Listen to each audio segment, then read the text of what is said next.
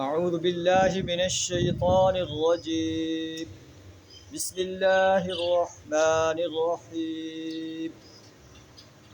سبحان الذي أسرى بعبده ليلا من المسجد الحرام إلى المسجد الأقصى الذي باركنا حوله لنريه من آياتنا إنه هو السميع البصير.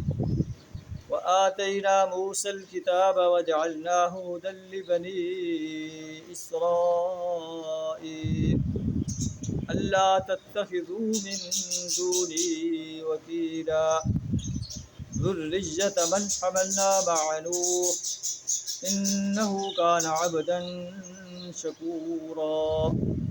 صدق اللہ العظیم. سورہ بنی اسرائیل کی 3 آیات آپ کے سامنے تلاوت کی ہیں. سورہ بنی اسرائیل جو ہے مکی صورت ہے، مکی دور کے آخر میں نازل ہے، اور ایسے محسوس ہوتا ہے کہ یہ حدیث کی کتابوں سے کہ یہ واقعہ معراج جو ہے اس کے بارے میں جو ہے اس دور میں نازل ہوئی جب واقعہ معراج ہوا، اور واقعہ معراج جو ہے ہجرت سے 1 سال پہلے. معلوم کہ آپ کو 12 سال ہو گئے تھے قریش مکہ کو توحید کی دعوت دیتے ہوئے، رسالت کی دعوت دیتے ہوئے، یوم حساب کی دعوت دیتے ہوئے.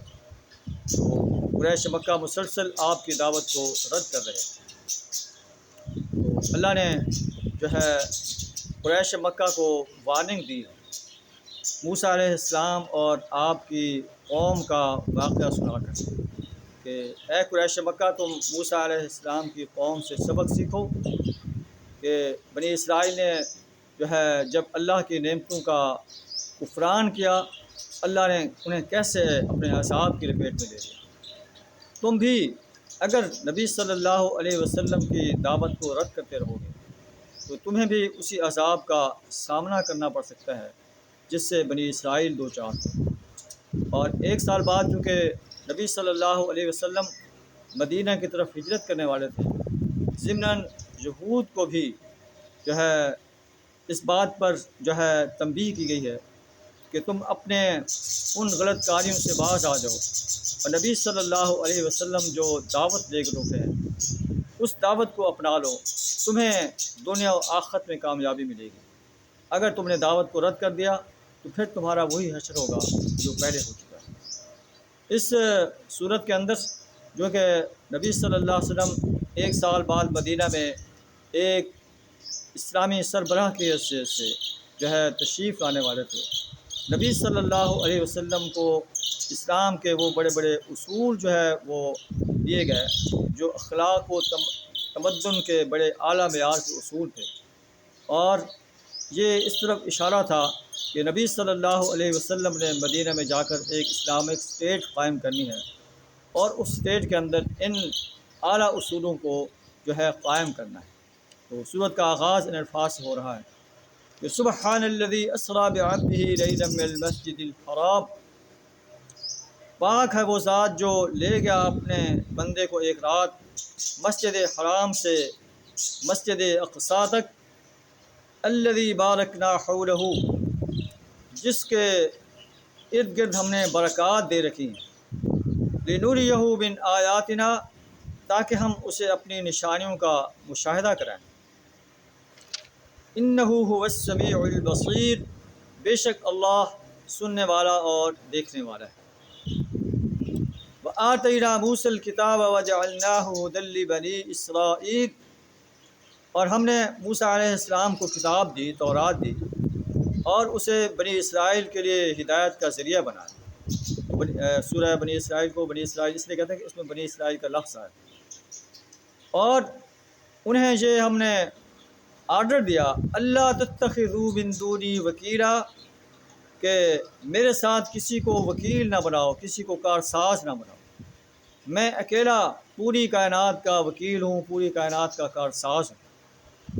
تو موسیٰ علیہ السلام کی یہ دعوت جو ہے بیان فرما کر قریش مکہ کو بھی وارننگ دی گئی ہے کہ تم جو ہے بتوں کو اپنا وکیل بناتے ہو، بتوں کو اپنا کارساز بناتے ہو، انبیاء کے مجسمے بنا کر ان کو اپنا کارساز بناتے ہو، ان کے سامنے اپنی حاجات پیش کرتے ہو، فرشتوں کے سامنے اپنی حاجات پیش کرتے ہو، جنوں کے سامنے اپنی حاجات کو پیش کرتے ہو۔ اور قرآن چونکہ آفاقی کتاب ہے، پوری انسانیت کو یہ گائیڈ لائن دی جا رہی ہے کہ کسی کو اللہ کے سوا اپنا کارساز نہ بناؤ، چاہے وہ جو ہے کتنے بڑے مرتبہ پر فائز ہیں، چاہے وہ انبیاء ہیں، صلحاء ہیں، انسان ہیں، جن ہیں، نیک انسان جو اس وقت قبروں میں مدفن ہیں، کسی کو بھی اللہ کے مقابلے میں اپنا کارساز نہ بناؤ۔ اگر کارساز بناؤ گے تو یہ اللہ کے ساتھ شرک کا ارتکاب ہوگا، اور جو شخص اللہ کے ساتھ شرک کرتا ہوا اس دنیا سے رخصت ہوا، اللہ فرماتا ہے کہ وہ ہمیشہ ہمیشہ کے لیے جہنم کی آگ میں جلے گا۔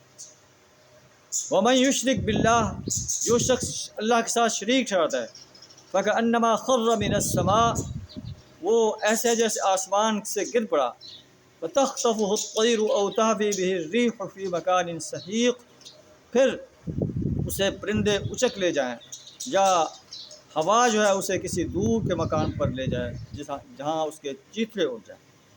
ان اللہ لا یغفر ان یشرک بہ ویغفر ما دون ذلک لمن یشاء، اللہ اس بات کو نہیں بخشے گا کہ اس کے ساتھ کوئی شریک ٹھہرایا جائے، اس کے علاوہ جسے چاہے بخش دے۔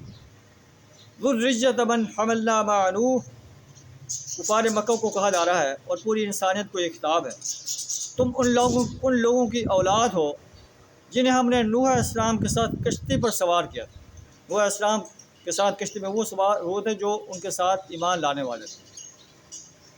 انہ کان عبدا شکورا، بے شک نوح علیہ السلام اللہ کا شکر گزار بندہ تھا۔ تم بھی اللہ کے شکر گزار بندے بن جاؤ۔ اللہ نے بے شمار نعمتیں تم پر جو ہے نازل فرمائی ہیں، بے شمار نعمتوں سے تمہیں نوازا ہے، اس کی نعمتوں کا یہ حق بنتا ہے کہ اس کے تم شکر گزار بندے بن جاؤ، اس کی وحدانیت کو تسلیم کرو، رسول اللہ صلی اللہ علیہ وسلم کی رسالت کو تسلیم کرو، یوم حساب کو تسلیم کرو، اور اس کے لیے تیاری شروع کر دو۔ اللہ سے دعا ہے ہمیں ان سنہری ہدایات کو اپنانے کی توفیق عطا فرمائے۔ آخر دعوانا الحمد للہ رب العالمین۔